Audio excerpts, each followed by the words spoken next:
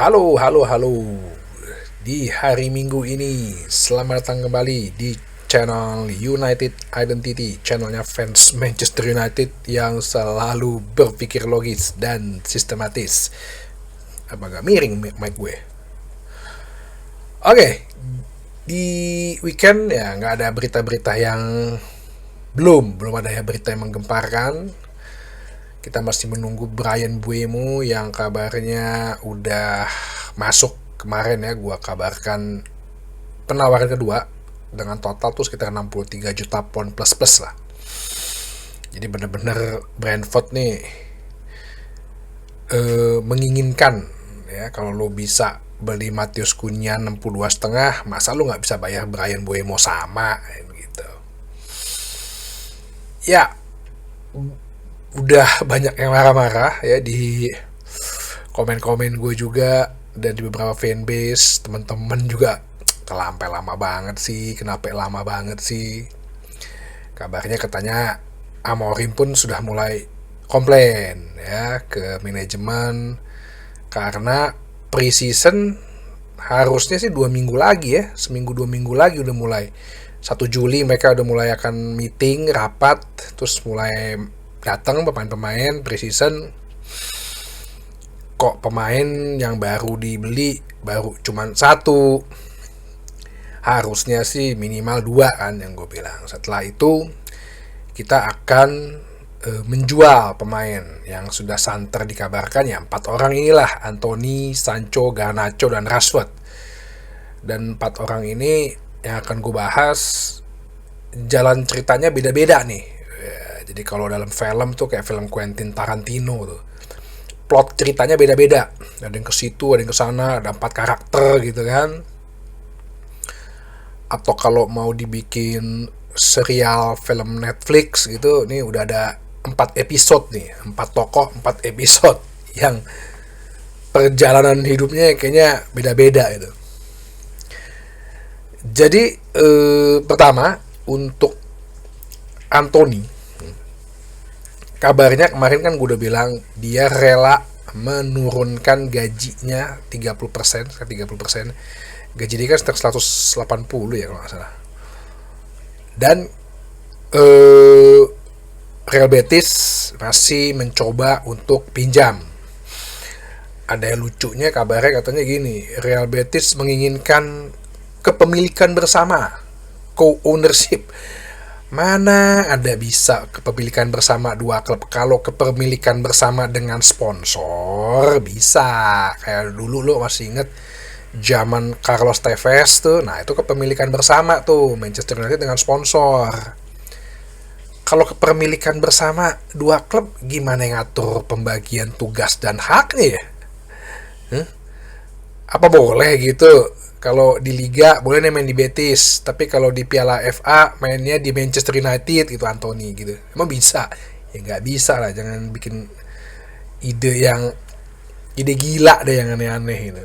Nah, kabarnya klub Liga Serie A Italia, Como ya.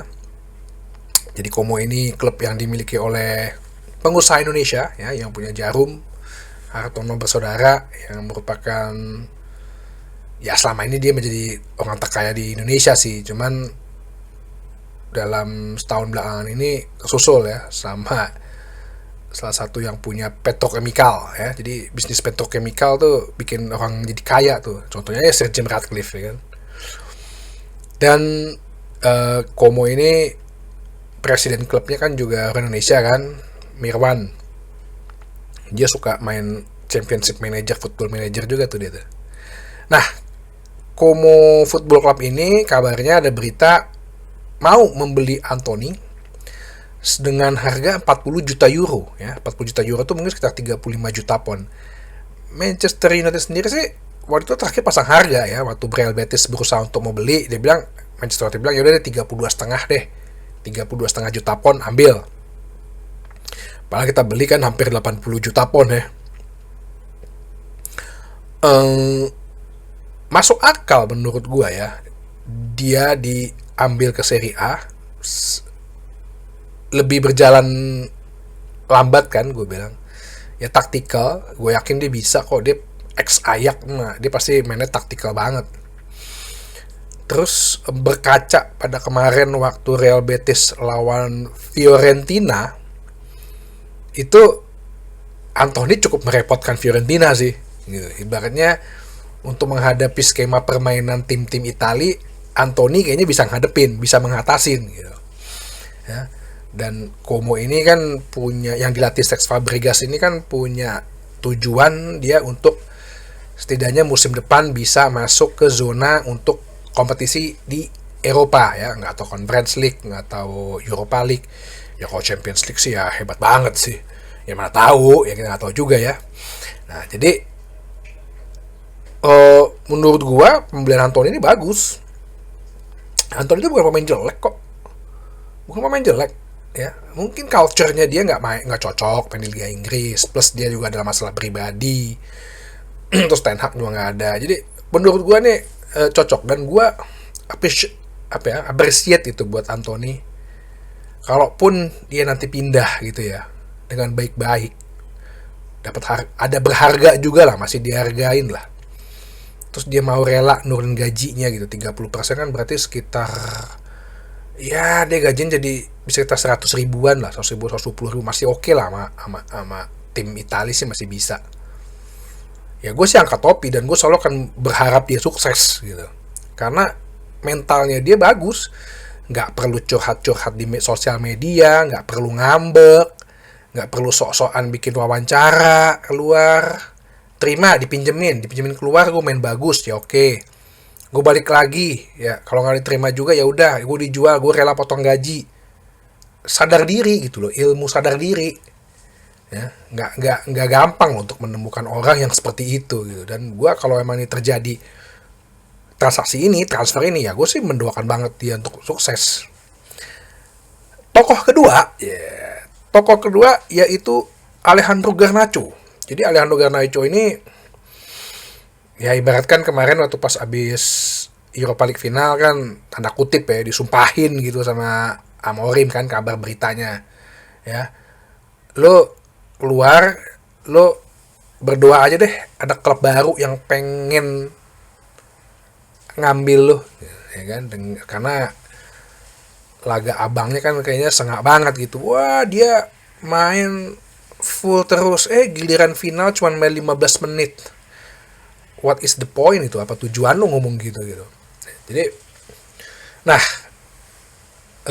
dengan berita-berita ya Napoli lah, terus Leverkusen lah, tapi ternyata nggak ada pergerakan apa-apa.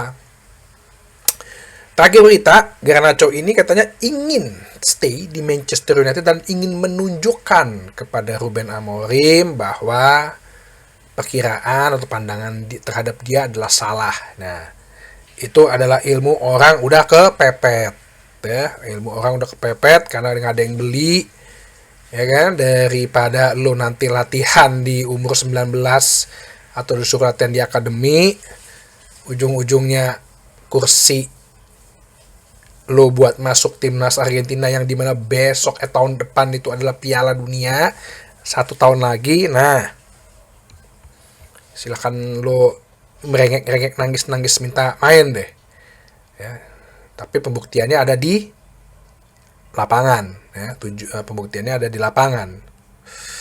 Gimana Garnacho? Apa kalau ya, kalau gue pendapat gue ya, kalau emang dia bisa ngebuktiin di lapangan ya bagus ya. Kalau emang ada klub kecil yang mau ngebeli dia ya udah, lo ambil aja dulu, lo buktiin aja dulu ya, supaya lo bilang bahwa ya sekarang lo buktiin di lapangan deh, jangan melalui sosial media sok-sok curhat, saudara lo gitu yang curhat, gak usah, lo buktiin di lapangan ya Garnacho. Terus dua tokoh nih ya, sama-sama pemain Inggris. Jadon Sancho kabarnya dia lebih memilih ke Napoli. Napoli nggak masalah dengan harga 25 juta pound itu bisa. Nah, Liga Inggris masih 25 juta masih bisa lah nebus. Tapi yang nggak kuat tuh gajinya 350 ribu pound per pekan. Juventus kan kemarin gue bilang kan juga sempat ngincer ya. Ada pembicaraan itu, cuman Sancho ini tampaknya lebih memilih ke Napoli ya, kalau udah juara Liga aja ya, bagus itu loh. Tapi Napoli udah bilang udah pasti, mau gue pinjem, mau gue beli, gue nggak sanggup gajinya Nah nih orang nggak mau nurunin gaji dengan egonya, dengan gayanya sebagai seorang pejuang kebebasan. Nah ini betul-betul satu pemain yang keras kepala, nggak mau nurunin egonya, padahal udah terbukti dia juga sendiri mainnya nggak nggak istimewa banget gitu. Nah ini tuh tipe orang yang nggak tahu diri. Yang terakhir ini berita mengenai tokoh terakhir nih ya, si Marcus Rashford nih, si anak lokal. Jadi dia sih sibuk mau berwawancara kemana-mana. Ada yang ditanya, dia bilang, gue tuh pengen kayak Thierry Henry. Thierry Henry tuh dari winger jadi nomor 9 ya, sehingga gue bisa bebas untuk berekspresi dalam bermain. Padahal Thierry Henry aja sebenarnya nggak suka intinya loh. Pernah lo cari wawancaranya Thierry Henry sama Gary Neville, nah, dia tuh sebenarnya nggak suka di nomor 9 ya, dia lebih suka tuh ya lo gue ngebantu tim dari dia winger kan, winger kiri kan, inverted winger gitu kan, cutback wing cut in winger gitu kan, itu kan revolusionernya dari Thierry Henry kan ya. Itulah makanya lahir Mbappe, lahirlah Ronaldo, pun juga aslinya nggak kayak Thierry Henry dulu awal-awal mainnya. Robben, Ribery ya kan, tipe-tipe winger sekarang lah. Terus yang paling gue agak lucunya gitu ya, Rashford tanya gini, kan ditanya menurut lo pendapat lo tentang Lamine Yamal gimana. Cristiano Ronaldo ya kan ngomong kan, lu jangan ganggu Lamine Yamal deh, biarin dia bermain sepak bola. Dia enggak, Rashford, wah gue mah the best banget kalau mau akan bermain dengan Lamine Yamal ya, menurut gue tuh the best, terbaik gue mau main sama Lamine Yamal gitu. Sama ini manusia udah nggak laku, akhirnya ngebuang harga dirinya gitu loh ya, kayak ngemis-ngemis gitu. Padahal Barcelona barusan kemarin udah beli Nico Williams. Sama nih gue bilang nih, ini dua pemain Inggris nih egonya nih emang selangit, masih ngerasa bahwa gue diinginin sama klub-klub lain kok. Barcelona ya iyalah, Lamine Yamal pasti bisa lah main sama gue.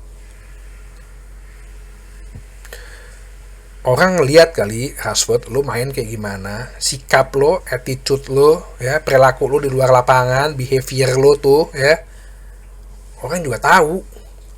Nah itu makanya gue ya sekali lagi ya, ini gue agak kemarin menyinggung juga, ini pemain-pemain Inggris nih karena terlalu diglorifikasi sama media ya, jadi mereka terlalu tinggi egonya gitu loh ya, dan padahal mental dalam sebagai seorang profesional pun mereka belum terbentuk jadi gitu. Ini imbas ke timnas tuh imbas ya, makanya gue bilang gue bukan dibenci sama tim nasional Inggris, enggak ya, buat para fans timnas Inggris nih. Inggris itu susah mau jadi juara dalam turnamen itu susah karena faktor-faktor eksternalnya itu mungkin pemain-pemainnya banyak yang ada ya, memang ada yang bertalenta gitu ya, Declan Rice gitu ya, Jude Bellingham masih oke lah. Cuman Bukayo Saka, mentalnya itu tuh yang terlalu udah dibuai sama media Inggris kan terkenal dengan lebaynya ya, udah lebay, tukang gosip ya kan, media yang nggak bisa dibungkam tuh ya kan, apa sih, ceriwis gitu, bawel gitu liganya ya kan, medianya. Nah ini yang ngebuat tuh tim-tim nasional Inggris tuh faktor-faktor kayak gini, publiknya terlalu ngedemand, nggak suka nggak berkaca keadaan timnya kayak gimana, dikit-dikit coming home. Makanya kalau kayak turnamen ya, Piala Dunia lah, Piala Eropa lah, Nation League lah ya. Kalau Eropa tuh ya lo, yang gue akui bisa selalu menjadi kandidat juara tuh ya Jerman, Perancis, Spanyol, sama Belanda mungkin lah masih oke lah, Portugal atau lagi udah. Itu tuh yang bener-bener semua faktor eksternal internalnya tuh bener-bener rapih gitu ya. Itali mah walaupun timnas favorit gue ya, Italia gue tifosi ya, itu mereka itu cuma bergantung pada situasi dan kondisi aja. Kalau lagi situasinya menguntungkan ya, kondisinya lagi bagus gitu ya, udah bisa tuh mencetak prestasi. Ya kalau di luar Eropa ya mungkin Brazil sama Argentina lah. Ya, jadi inilah dia 4 tokoh yang akan dijual dengan jalan hidup yang berbeda-beda. Kita tunggu aja. Setidaknya 4 pemain ini harusnya sih bisa menghasilkan uang untuk kita beli pemain lagi. Oke, sampai ketemu lagi di bahasan berikutnya di channel United Identity, channelnya fans Manchester United yang selalu berpikir logis dan sistematis. Terima kasih.